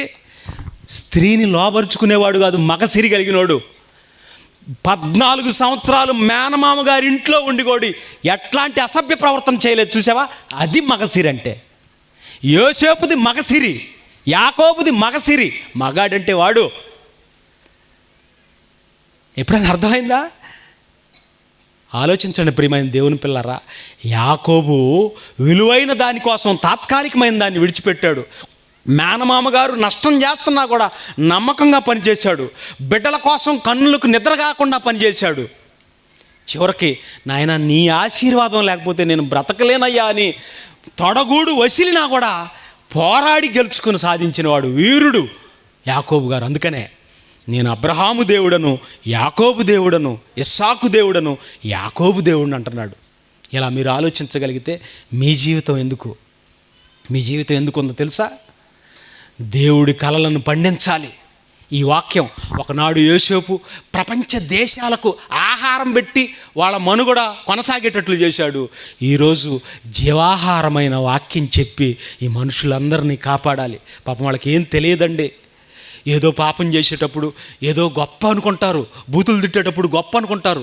కాదు, ఈ నోటిని దేవుణ్ణి నమ్మినోళ్ళు బూతులు రాక కాదు. వాడికి ఏం తెలియదండి, అమాయకుడండి. కొడితే కొట్టడండి, తిడితే తిట్టడండి. ఎందుకు ఈ నోటిని ఆపుకుంటున్నాడు తెలుసా? ఈ నాలుక నీతిని ప్రకటించాలి, ఈ నాలుక ఎదుటోడి క్షేమం చూడాలని కంట్రోల్ చేసుకొని బ్రతుకుతున్నారు ఈరోజు క్రైస్తవులు, నిజమైన భక్తులు, స్త్రీలు కూడా. కనుక ప్రియమైన దేవుని పిల్లారా ఆలోచించండి. యాకోబు వంశం వర్ధిల్లటానికి ఆయన భార్యలో ఎంత బాగున్నారు చూడండి. సహనంగా ఉన్నారు, త్యాగంగా ఉన్నారు, ఓర్చుకున్నారు. అందుకనే యాకోబు వంశం వర్ధిల్లింది. ఆయన కడుపును పుట్టిన యోసేపు విలసిల్లిన జీవిత చరిత్రని ఐగుప్తు దేశంలో ఒక చెరగని ముద్రగా నిలిచాడు యోసేపు గారు. ఇదంతా ఎలా సాధ్యపడుతుందో తెలుసా? క్యారెక్టర్ని కాపాడుకోవాలి. నిజమైన భక్తి ఏదనగా, తండ్రి అయిన దేవుని ఎదుట పవిత్రమును నిష్కలంకమునైన భక్తి ఏదనగా, దిక్కులేని పిల్లలను, విధవరాండ్రను వారి ఇబ్బందిలో పరామర్శించుట, ఇహలోక మాలిన్యము తన కంటకుండా తనను తాను కాపాడుకోవటమే భక్తి. భక్తి అంటే ఏమిటనుకున్నారు? నిన్ను నువ్వు కాపాడుకోవటమే భక్తి. భక్తి అంటే ఏమండి, పాటలు పాడటం కాదు. భక్తి అంటే ఏదో మనకి ఇష్టానుసారంగా ఏదో కొంత కానుకి చెడిపోవటం కాదు. భక్తి అంటే పాపము నుండి నీ జీవితాన్ని కాపాడుకోవటమే భక్తి. దిక్కులేని పిల్లలను, విధవరాండ్రను వారి ఇబ్బందిలో పరామర్శించాలి. దిక్కులేని పిల్లలు చాలామందిని మనం చూస్తున్నాం, దేవుడు తెలియకుండా ఉన్నారు, దిక్కులేని వాళ్ళుగా బతుకుతున్నారు. వాళ్ళని పిలిచి, అయ్యా నీకు దిక్కు దేవుడయ్యా, నీకు పరలోకం గమ్యం అయ్యా అని ఈ మంచి మాటలు చెప్పి అందరినీ మార్చాలి. ఇది మనం చేయవలసిన పని. మర్చిపోయారు, మీరంతా మర్చిపోయారు. ఎవరూ చెప్పి ఉండరు. ఒకవేళ చెప్పినా మీరు పట్టించుకోలేదేమో. ఒకసారి ఆలోచించుకోండి. స్త్రీలైనా పురుషులైనా, ఒక స్త్రీ తన కుటుంబంలో తన భర్తని, తన పిల్లల్ని చక్కగా మెయింటైన్ చేయాలి, జాగ్రత్తగా వాళ్ళని పరిపాలించాలి, ఒక మంచి కుటుంబంగా నిలబెట్టాలి. ఇది దేవుడు కోరుకున్నది. ఆలోచించండి, మంచి నిర్ణయం తీసుకోండి. యాకోబు జీవిత చరిత్ర మనందరికీ కనువిప్పు కావాలి. ప్రార్థన చేసుకో. ప్రేమ కలిగిన మా దేవా, మీకు వందనాలు నాయన. ఈ బోధవాడ ప్రాంతంలో ఉన్న సంఘం నాయన చాలా శ్రద్ధగా అందరూ కూడి వచ్చారు. పెద్దలైన వారు ఆలోచిస్తున్నారు, పురుషులైన వారు ఆలోచిస్తున్నారు, స్త్రీలైన వారు ఆలోచిస్తున్నారు. వారి మనసుల్లో మీ వాక్యాన్ని నింపండి. లేయా వంటి సహనం, యాకోబు లాంటి పట్టుదల, యోసేపు లాంటి పాపానికి దూరంగా నడిచే తత్వం, కక్షలేని జీవితం, మరి తప్పుడు ఆలోచనలు లేని జీవితం, తన అన్నదమ్ములను ప్రేమించే స్వభావం, ఇవన్నీ బిడ్డలకు అనుగ్రహించమని కోరుకుంటూ మీ పిల్లలందరినీ మీ వాక్యానికి అప్పగిస్తూ సేవకుని దీవించండి. తర్వాత రోజు జరగనయ్యున్న సభలో కూడా తోడుగా ఉండి నడిపించమని క్రీస్తు నామమున ఈ ప్రార్థన మీకు సమర్పిస్తున్నాను తండ్రి. ఆమెన్. అందరికీ వందనాలు.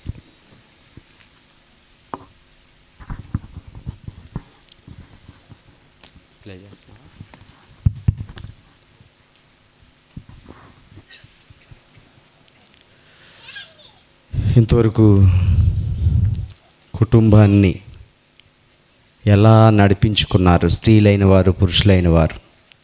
ఈరోజు క్రైస్తవ కుటుంబాలు ఎలా ఉన్నాయి, వీటన్నిటి గురించి పరిశుద్ధాత్మ దేవుడు మనతో చాలా చక్కగా దైవజనుల ద్వారా మాట్లాడారు.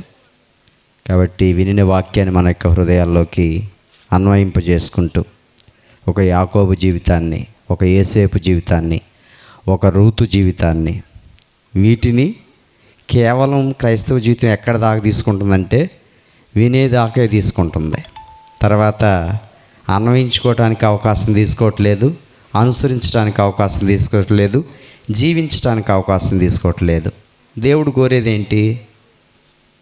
అన్వయించుకోమంటున్నాడు, జీవించమంటున్నాడు, అనుసరించమంటున్నాడు.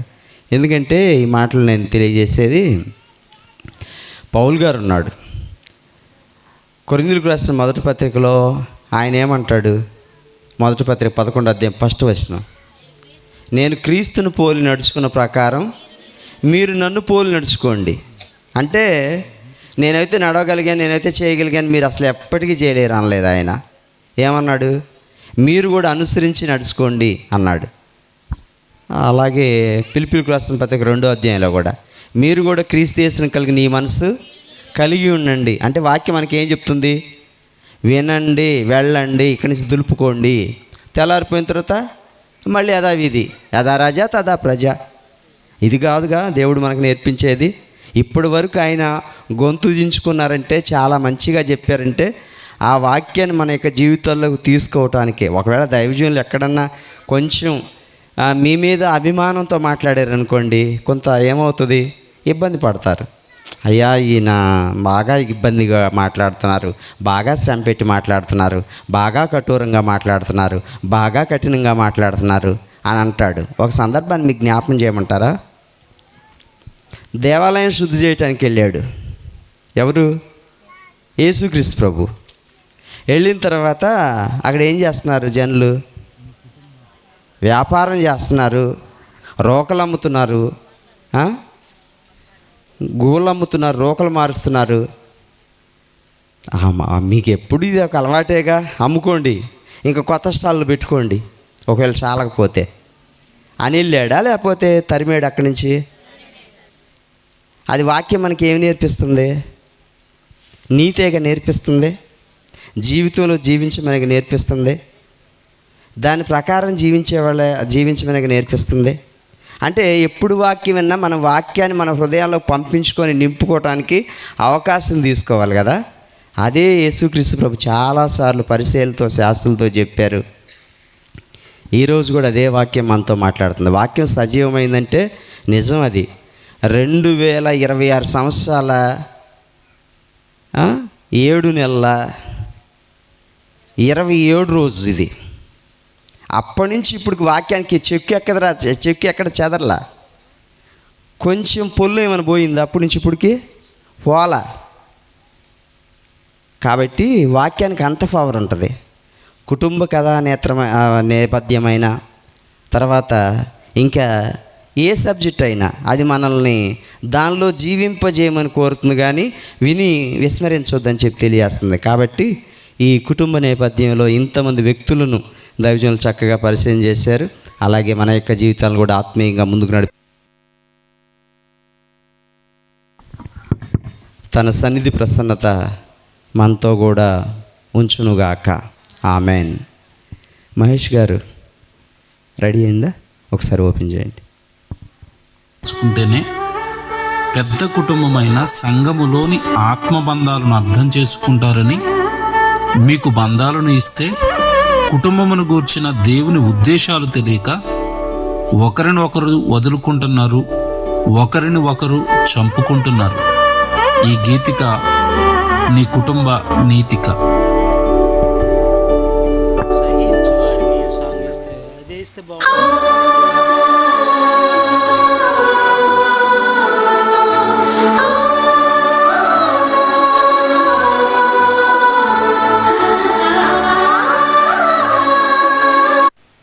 మన ప్రభు యేసే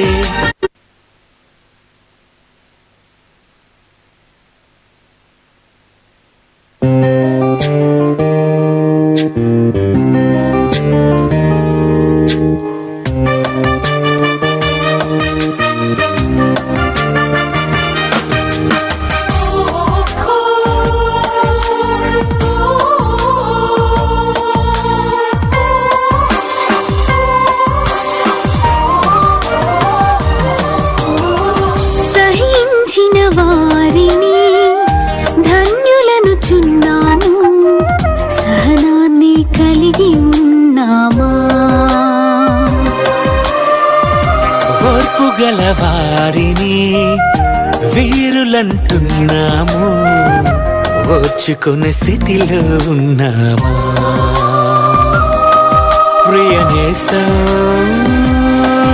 మన నాథుడు మన ప్రభు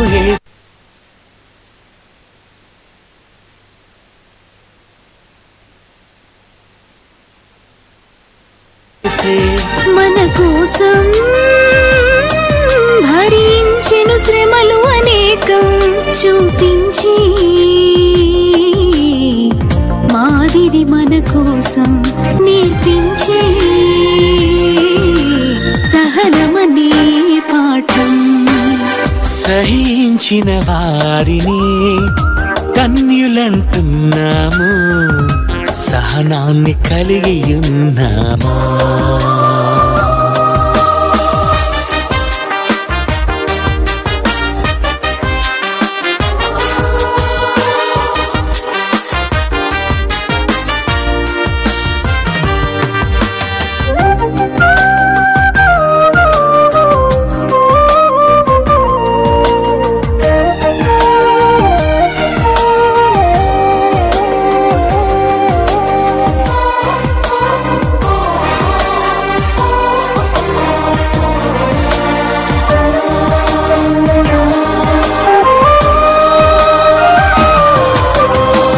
రాహేలును ప్రేమించి భార్య స్థితిని తనకే ఇచ్చి ప్రేమంతా తనకే పంచెను యాకోబు.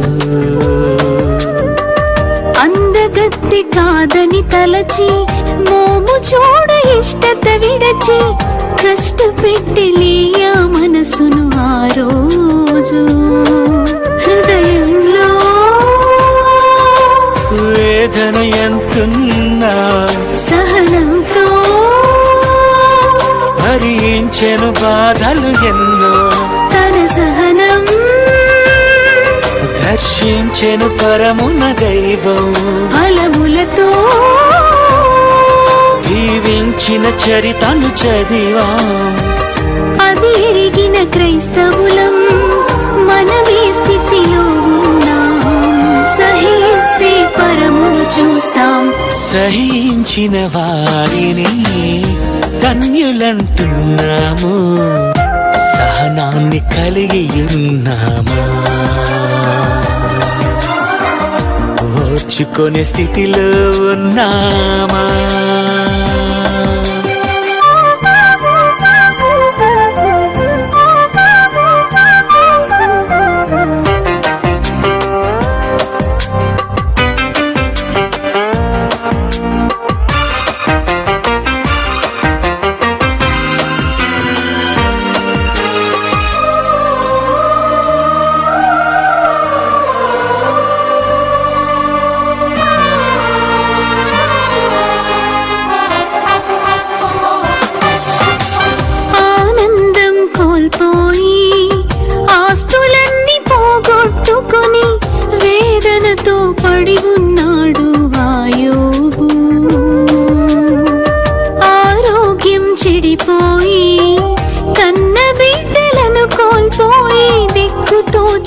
పడి ఉన్నాడు ఆ రోజు. అనలేదే దేవుని నొక మాటైనా నిలబడిలే, సహనంతో ఏదేమైనా మన బ్రతుకే బాధల వలయంలో ఉన్నా సహిస్తే ధన్యులుగా మిగిలేదమన్నా. విశ్వాసం కలిగుంటే వాగ్దానం నిలుచుండి, శ్రమల మాటన సుఖముంది. సహించిన వారిని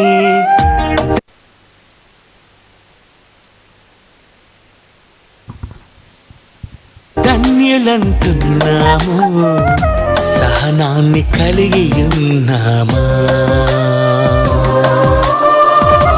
ఓర్పు గల వారిని వీరులంటున్నాము, ఓర్చుకునే స్థితిలో ఉన్నామా? ప్రియనేస్తం మన నాథుడు మన ప్రభు యేసు కోసం సహించెను శ్రమలు అనేకం చూపించే మాదిరి మన కోసం నేర్పించే సహనమనే ఈ పాఠం.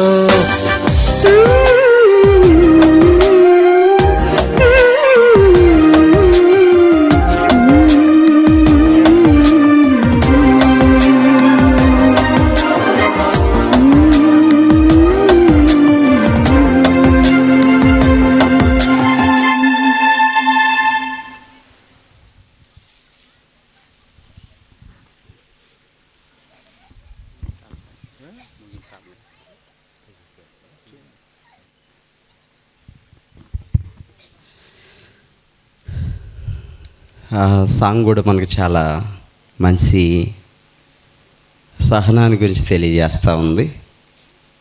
అది కూడా చాలా మంచిది. సహించిన వారిని మీరు ఎరుగుదురు కదా అంటాడు యాకోబు భక్తుడు. యోబు యొక్క సహనమును మీరు ఎరుగుదురు కదా అంటాడు. సహిస్తే ఏమైంది యోబుకి? ఆయన సహనం అసలు మామూలు సహనం కాదు కదా. బైబిల్లో వాళ్ళ భార్య వచ్చి, ఏందయ్యా ఇంకా దేవుడిని సేవిస్తున్నావు, ఎందుకు, ఏం మిగిలింది అని అంటే ఏమన్నాడు? నిజమే, అసలు ఆ ఐడియా నాకు ఇంతటికి రాలేదు, చక్కగా నా దగ్గరికి రానే వచ్చావు, మంచి మాట చెప్పావు, ఇక మనం దేవుణ్ణి పూజించేది లేదు, ఏమీ లేదు, నీతో పాటు నేను, నాతో పాటు నువ్వు అని అనలా. ఆయన జీవితాన్ని దేవునితో ముడిపెట్టుకున్నాడు. యెహోవా ఇచ్చాడు ఆయనకి ఇష్టం వచ్చినప్పుడు. ఆయన నా దగ్గర నుంచి తీసేయాల్సిన సమయం వచ్చేసింది, తీసేసాడు. నీకేమ్మా బాధ, వెళ్ళి పక్కకి అన్నాడు. అట్లా సహించాడు కాబట్టి 42వ అధ్యాయంలో మునుపటి కంటే అత్యధికమైన మేలులు ఎవరికి ఇచ్చాడంట? యోబుకి ఇచ్చాడంట. కాబట్టి క్రైస్తవ జీవితంలో కష్టాలు వస్తాయి, కన్నీళ్ళు వస్తాయి, శోధనలు వస్తాయి, సమస్యలు వస్తాయి, తిరస్కారాలు వస్తాయి, నిందలు వస్తాయి, దోషములు వస్తాయి, ఆర్థిక ఇబ్బందులు వస్తాయి, కుటుంబ సమస్యలు వస్తాయి. ఎన్ని వచ్చినా మన ప్రభువుని మనల్ని వదలకూడదు. అందుకే ఆ మంచి సాంగ్ చేసి పెట్టారు. చాలా మంచి నీతిని నేర్పించిన ఆ పాట కూడా మనకి చాలా మంచిది. తర్వాత ఇంతవరకు మంచి వాక్యాన్ని మనకు అందించిన దైవజనులకి మరి సంఘపక్షాన ప్రేమపూర్వక వందనాలు తెలియజేస్తూ ఉన్నాను. అలాగే ఈ యొక్క ఇమానియేలు ప్రార్థనా మందిరం 25వ చర్చి ప్రతిష్ట పండుగ మహోత్సవాలు ఈ 2వ రోజులో కూడా ఇంతవరకు దేవుడు తోడుండి మంచిగా జరిగించారు. మొదటిగా ఆయనకి ఎంతో మేము రుణస్థులమై ఉన్నాం. ఆ దేవుడు చూపిన కృప ఆదరణ ఎవరు చూపలేదు. ఎందుకంటే ఆయన దీనుల ఎడల దయచూపువాడుగా ఉండి మరి ఈ సహవాసంలో పాలు పంపులు పొందుతున్న వారి పట్ల దేవుడు దయచూపాడు. లేఖనాల్లో ఒక మాట ఉంటుంది, నేను ఎవరిని కరుణింతునో వానిని కరుణింతును, ఎవని యందు జాలిపడుదునో వాని యందే జాలిపడుదును అని ఉంటుంది లేఖనం ఒక చోట.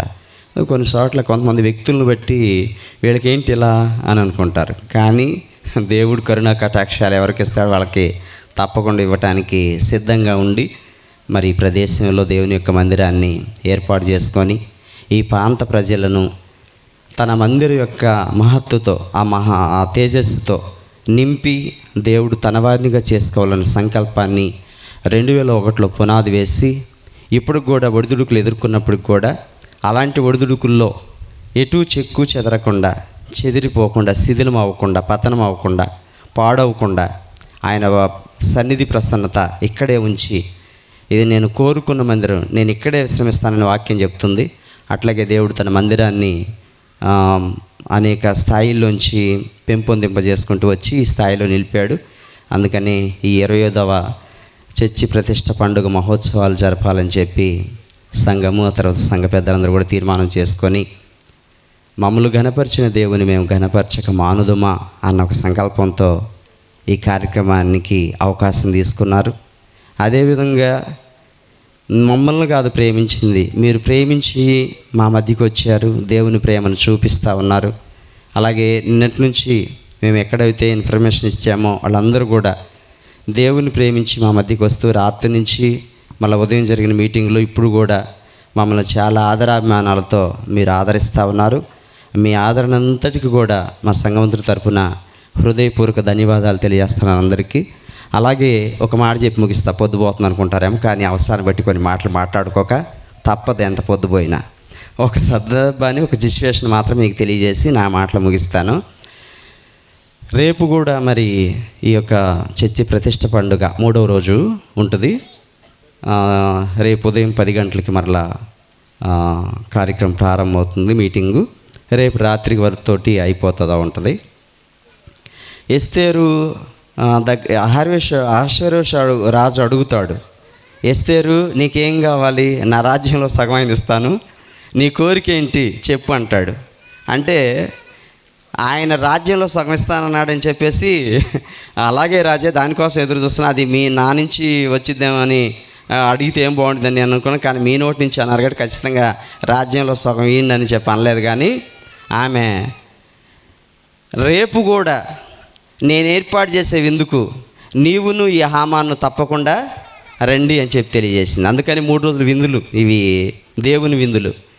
కాబట్టి రేపటి విందుకు కూడా మీ అందరూ ప్రేమపూర్వకంగా రావాలని ఎస్తేరులాగా అహష్వేరోషు ఎదుట మనవి చేసుకున్నట్లు మీ అందరి ఎదుట మనవి చేసుకుంటున్నాను. నా మనవిని, ఆహ్వానాన్ని మన్నించి రేపు ఇంకా జయకరంగా జరగటానికి మీ అందరి ప్రోత్సాహం, మీ అందరి సహకారం మాకు అవసరం. కాబట్టి మిమ్మల్ని ప్రేమపూర్వకంగా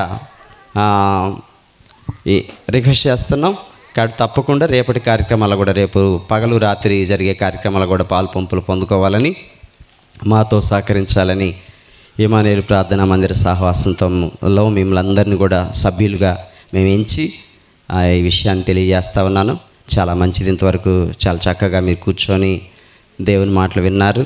దేవుడు మిమ్మల్ని అందరినీ దీవించునుగాక, మీ కుటుంబ సమస్యలు తీరిపోవునుగాక, మీరు అన్ని విషయాల్లో సౌఖ్యం కలిగి వర్ధిల్లుదురుగాక, మీరు ఆశించినవని ప్రభు మీకు అనుగ్రహించునుగాక, మీ ప్రతి కష్టం దేవుడు కొట్టివేయునుగాక, మీరు ఆశించింది మీకు లభ్యమయ్యేటట్లుగా దేవుడు మీకు తోడుగా ఉండి నడిపించునుగాక, మీ ప్రతి కన్నీటిని దేవుడు తుడుచునుగాక, మిమ్మల్ని దేవుడు సీయంలోంచి ఆస్వాదించునుగాక. సరే, మంచిది. ఆయన చిన్న అనౌన్స్మెంట్ ఉంది. మరి సేవకులకి గెస్టులకి మందిరంలో ఏర్పాటు చేశారు భోజనం. అలాగే సేవకులు గెస్టుల మందిరంలో వచ్చి భోజనం చేయవలసిందిగా తెలియజేస్తున్నాను. మిగతా వాళ్ళందరికీ కూడా ఇక్కడ భోజనం ఏర్పాట్లు చేస్తూ ఉన్నారు. కాబట్టి సంఘము ప్రేమించి వచ్చిన ప్రతి ఒక్కరికి భోజనాలు ఏర్పాటు చేశారు. కాబట్టి ఏ ఒక్కరు కూడా తినకుండా వెళ్ళొద్దు. మా ప్రేమను మీరు ఆస్వాదించి మీరందరూ భుజించి ఆ తర్వాత సెలవు తీసుకోవాల్సిందిగా మరి ప్రభు నామన తెలియజేస్తా ఉన్నాను. అలాగే యూత్ అందరూ కూడా సహకరించి త్వరగా ఆహార పదార్థాలు చేర్చవలసిన చోటకి చేర్చండి. ఈ కార్యక్రమం పూర్తయ్యే నాటికి అయిపోయేసరికి చివరి ప్రార్థన మనకి డేవిడ్ గారు చేస్తారు. ఆ తర్వాత మరి దైవజనులు అనిల్ గారి ఆశీర్వాదంతో సెలవు తీసుకుందాం ఈ రోజుకి.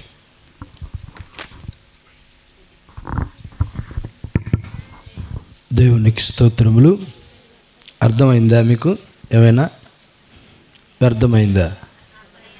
ఏం అర్థమైంది చెప్పండి? సహించాలి. అర్థమైందా? భార్య అయినా సహించాలి, భర్త అయినా సహించాలి. కష్టాలు 2 రకాలుగా వస్తాయి.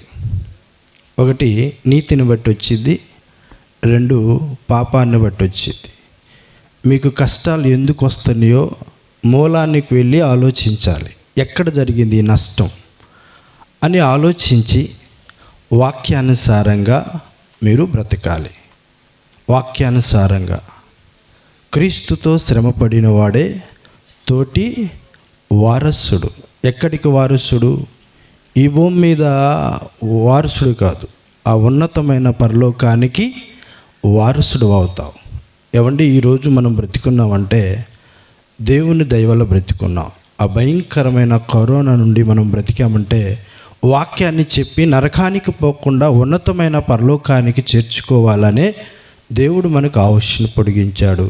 ఈ 2 రోజుల సువార్త సభలు కూడా విజయవంతంగా జరిగించారు. ఒకసారి గట్టిగా క్లాప్స్లు కొట్టండి. Okay, thank you. ప్రార్థన చేసుకుందాం.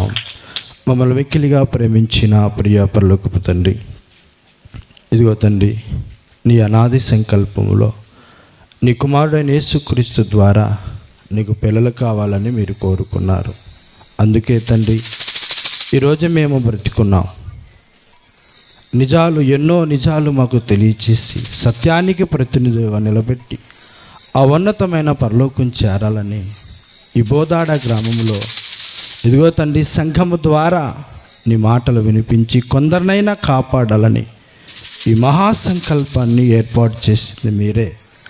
దానికి సహకారులు, సేవకులు, సంఘస్థులు, సంఘ పెద్దలు అందరూ కలిసి ఇదిగో తండ్రి నీ అనాది సంకల్పాన్ని నెరవేరుస్తూ ఉన్నారు. అందును బట్టి తండ్రి నీ కృతజ్ఞాస్తుతులు చెల్లిస్తూ ఉన్నాం. ఈ స్వార్థ పనిలో ఎంతమంది అయితే సహకరించారో వారి కుటుంబాలన్నిటినీ జ్ఞాపకం చేసుకోండి తండ్రి. సహాయం అందించండి, బలపరచండి. అలాగే తండ్రి ఇంతవరకు చక్కగా దైవ సందేశాన్ని అందించిన దైవజనులు జ్ఞాపకం చేసుకోండి. రేపటి రోజున కూడా తండ్రి పోసుపాడులో నీ మాటలు అందించడానికి సిద్ధంగా ఉన్నాడు. ఆ విషయంలో కూడా నీ సహాయం అందించండి. ఇదిగో తండ్రి ఈ గ్రామంలో చక్కగా సేవ చేస్తున్న మరి డానియల్ గారిని కూడా జ్ఞాపకం చేసుకోండి. వారు చేస్తున్న పరిచర్యను దీవించండి. వారు చేస్తున్న ప్రతి అడుగు కూడా తండ్రి యథార్థంగా చేస్తూ ఆ ఉన్నతమైన పరలోకం చేరే భాగ్యాన్ని వారిని, వారి సంఘస్థులందరినీ కూడా సహాయం అందించమని బ్రతిమలాడుకుంటూ కూడి వచ్చిన ప్రతి బిడ్డని మరొకసారి జ్ఞాపకం చేసుకోమని క్రీస్తు నామములో అడిగి వేడుకుంటున్నాం తండ్రి. ఆమేన్. ఆమేన్.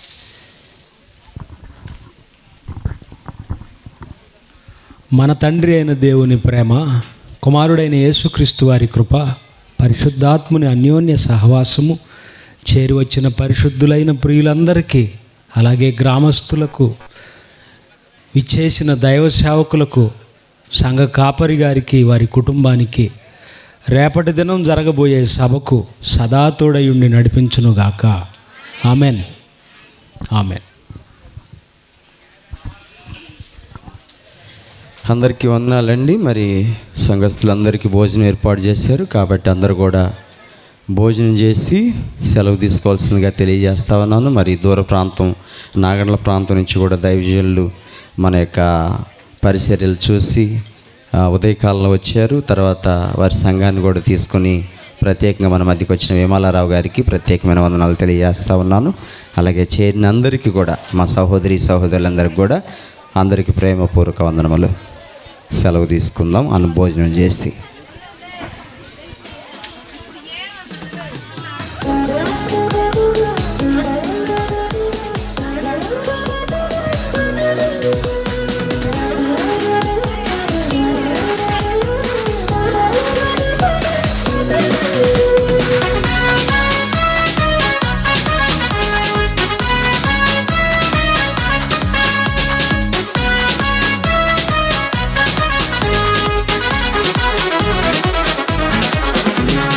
యవ్వనుడా, దేవుని కుమారుడా.